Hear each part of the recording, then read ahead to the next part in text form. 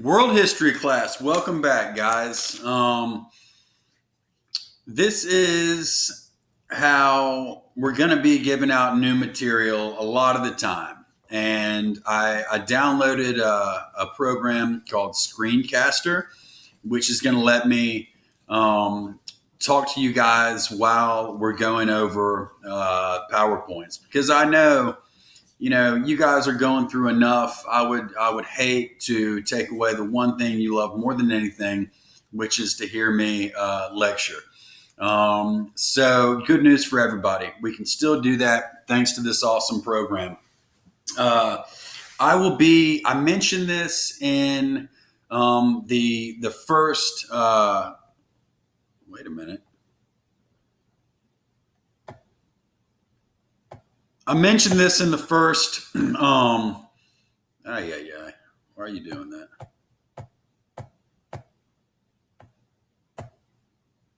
In the first message I gave you, I mentioned this, but my live hours for World History class, and I'm going to send out a Zoom invitation, which is like a video chat invitation. So for World History, I'm going to send out a recurring invitation, and we will have, it's not mandatory, but we will have basically a video conference call available for you Monday through Thursday from 10 a.m. to 10:30 a.m. And again, I'll be in front of my computer all day, but that is time I've set aside specifically for world history for you guys to get whatever help you might need. So I'll send that out this evening, so that'll be available for you on Monday. We're getting into a new unit. We're going to talk the age of revolutions. I decided to skip ahead a little bit. So we're going to talk revolutions. We might circle back around and talk about kind of the last days of Czar Peter. But for now, we're going to go ahead and pick it up and start French Revolution. And then we'll get into later this week the American Revolution because they're not taking one this semester, but you guys will eventually be taking an EOC for U.S. history. So I want to make sure that we get that stuff taken care of. So anyway, let's get going without further ado. So French Revolution. In the 1770s, the social and political system of France, we called it the old regime, they remained in place. So under that system, people of France were divided really into three, what we called estates or social classes. The first estate was a very small segment of the population. These were the higher clergy who make money from their land, as well as they got money from tithing or 10% of one's income being given to the church. The money was used for schools and to aid poor people, but a lot of it paid for the lifestyles of. Want to introduce you? I'd like to introduce you to my co-teacher, Molly. So a lot of what the First Estate was spending their money on was basically supporting their own extravagant lifestyles. The Second Estate also makes up a tiny segment of the population. These are people, high government officials, people that hold posts in government. They live in rich houses. Neither of those estates had to pay any taxes. So the two richest segments in French society at this time weren't paying taxes. The poor people were. So you can see, like, it's leading towards a revolution. There we go.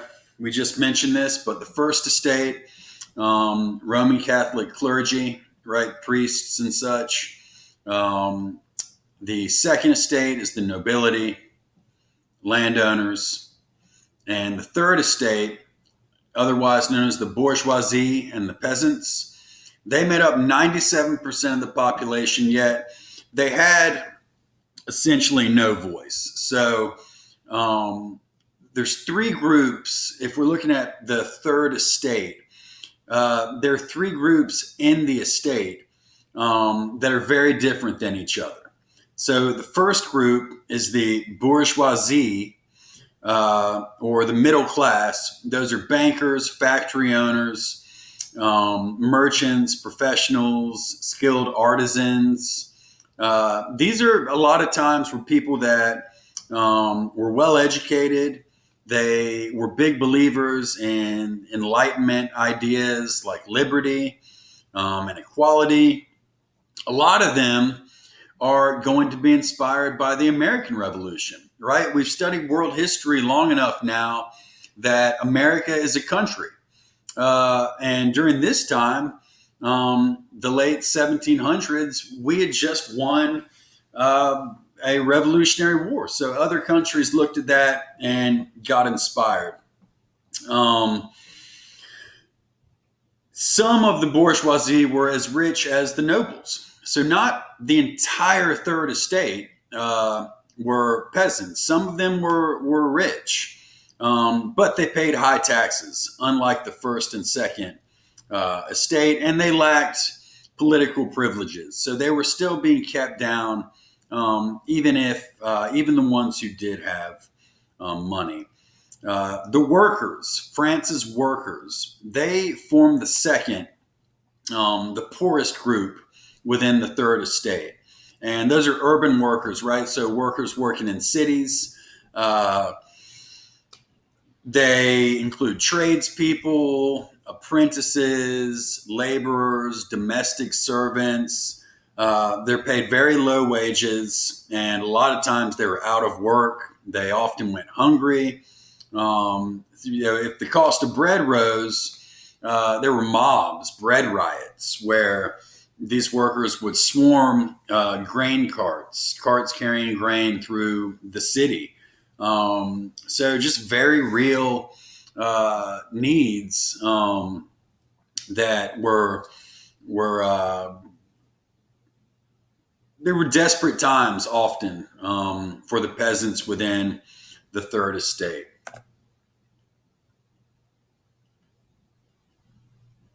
Remember, we've talked about the dynastic cycle, how dynasties, like over the years, they a new guy takes power, everything is awesome.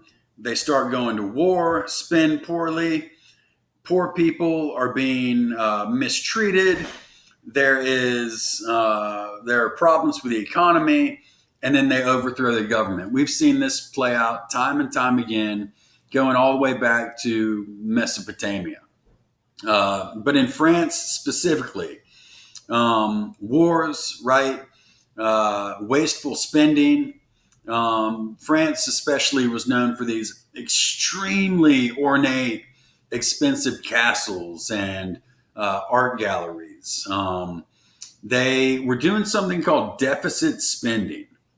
In other words, a government is spending more money than it takes in. So part of the cause for this was a guy named Louis the 14th.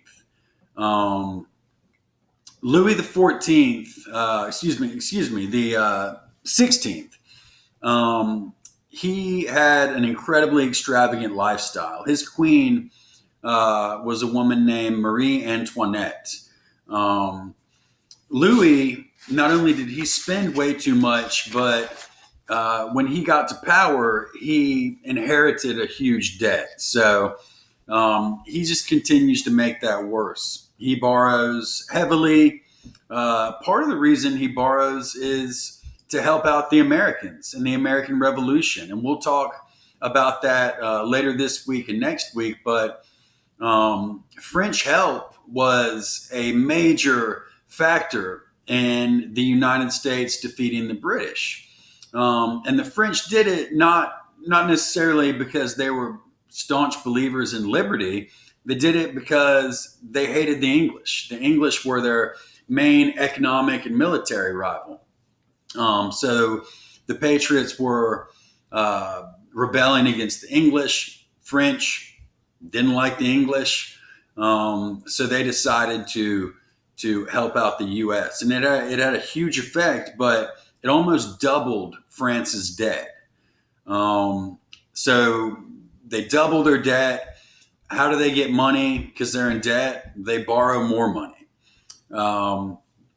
So we call that deficit spending.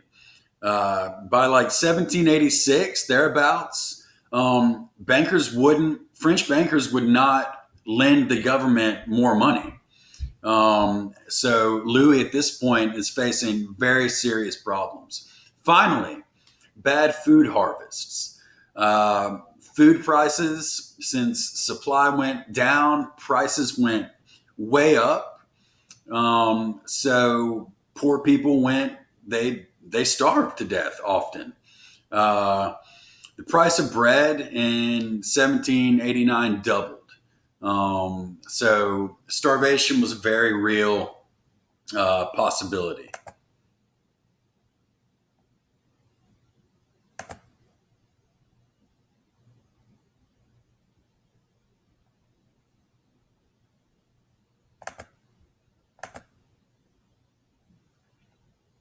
The call to revolt. So Louis the 16th is going to call together the Estates General. The Estates General was kind of like a national assembly of sorts. He calls them to Versailles, this iconic palace where he lived, and the goal is basically he's out of money. The monarchy's broke. In fact, they're in debt. He needs to raise money. Well, if you're a broke monarch, how are you going to raise money? You're not going to get a side job. You're going to raise taxes. So they're at a stalemate for weeks, and finally, the Third Estate takes a very daring step. They declare themselves the National Assembly. So they say, they represent the will of the French people. They declare themselves the National Assembly. One thing that they're going to do is they want more political power and they want a fair constitution. They demand that the other states help them write a constitution. In other words, a document that describes the basic rules and laws of government. So, Third Estate proposes that, or the National Assembly now they call themselves. And a few days later, they go to their meeting hall and it's locked. It's locked and they have royal guards there. So they think the king, they think Louis is going to dismiss them. So they move to a nearby tennis court, an indoor tennis court. And this is where they take their famous oath that this should be pretty easy to remember. It's called the tennis court oath. When the National Assembly, right, these members of the Third Estate, take this oath, they swear, quote, to never to separate and meet whenever the circumstances might require until we have established a sound and just constitution. So after that, nobles, member of the clergy who favored reform, start joining the Third Estate delegates to respond to this, right? Louis is not very happy about this. So he has a bunch of Swiss army members who he uses as mercenaries, these basically hired soldiers. And he posts mercenaries all around Versailles.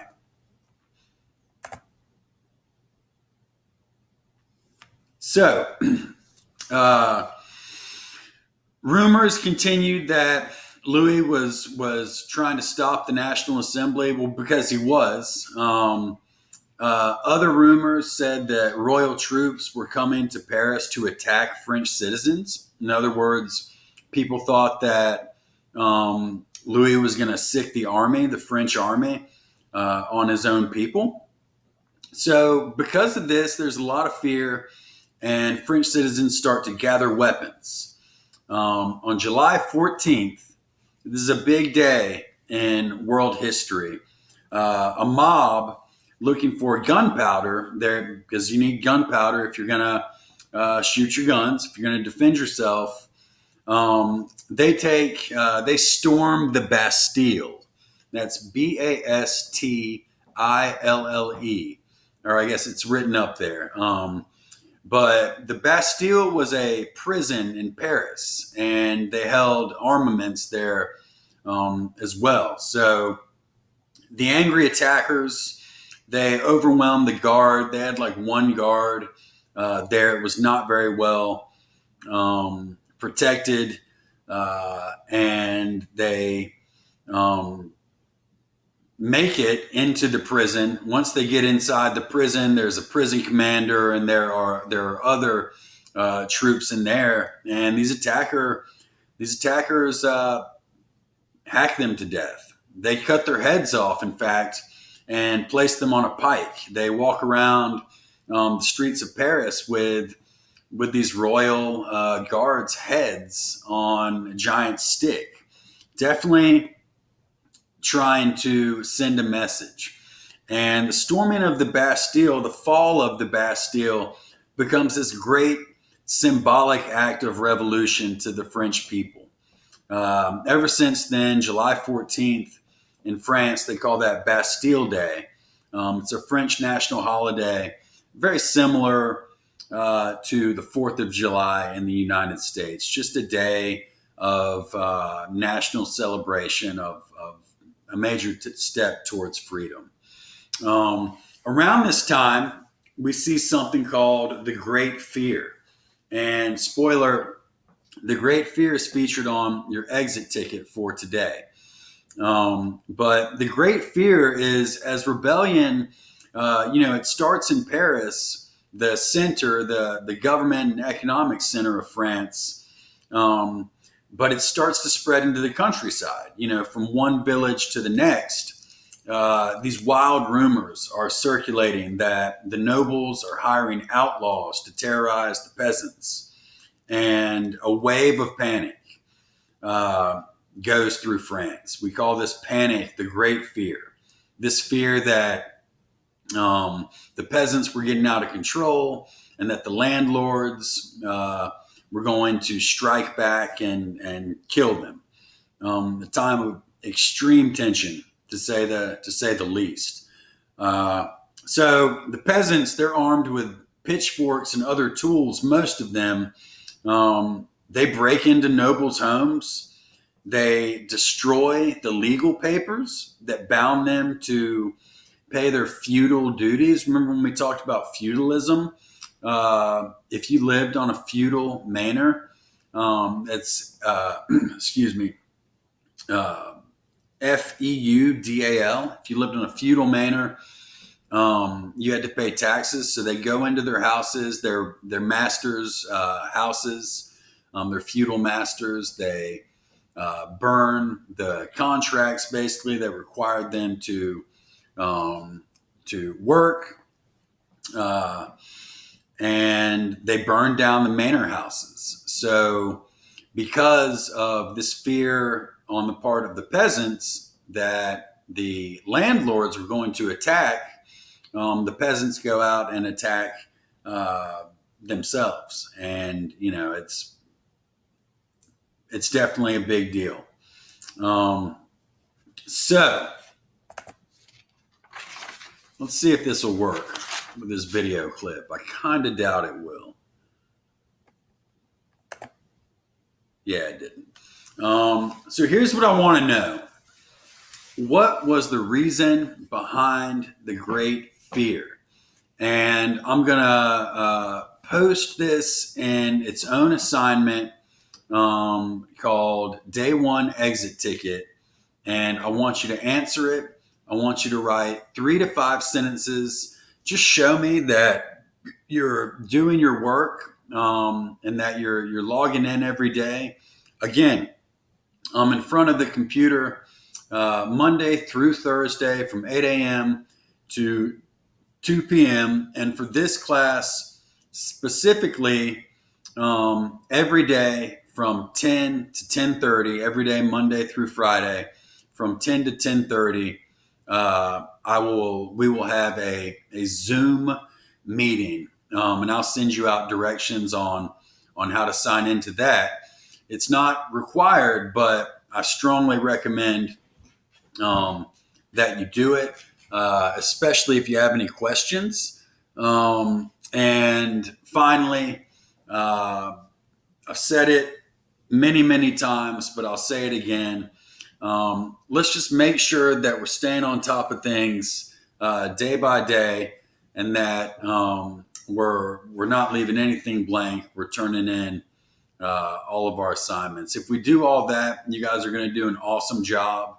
Hope everybody's doing well, and hope I see you soon. In the meantime, just stay safe, keep handling your business, and please reach out to me if you have any questions at all, because I know that this is, it's a time where we're all adjusting. All right, take care.